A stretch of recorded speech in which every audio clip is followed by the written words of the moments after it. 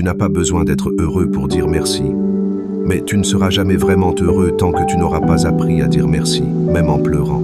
Tu attends que la vie t'offre des raisons d'être reconnaissant. Mais Dieu attend que tu sois reconnaissant avant de t'ouvrir les bonnes portes. On t'a appris à remercier quand tout va bien. Quand il y a la promotion, la guérison, le miracle, la bonne nouvelle. Mais la vérité spirituelle, c'est que la puissance ne vient pas après la gratitude. Elle vient par la gratitude. Tant que tu refuses de rendre grâce dans l'épreuve, tu refuses de faire confiance à Dieu quand ça ne t'arrange pas. Et c'est là que beaucoup tombent. Ils croient que dire merci Seigneur quand tout s'écroule, c'est de l'hypocrisie. Alors ils se taisent, ils murmurent, ils doutent, ils s'aigrissent. Et ils bloquent ce que Dieu voulait faire à travers le désert. Tu n'as pas besoin de comprendre pour remercier.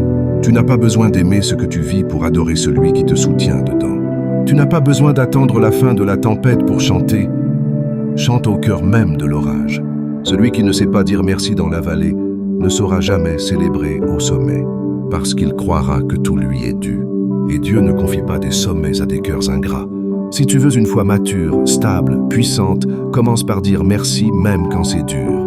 Parce que la gratitude n'est pas une émotion, c'est une arme spirituelle. Abonne-toi si tu veux des vérités qui bousculent, mais qui guérissent. Et si tu veux apprendre à prier et à déclarer la gratitude même au milieu des épreuves, lise mon e-book « 40 prières et affirmations puissantes pour transformer ta vie avec Dieu ». Le lien est dans la bio.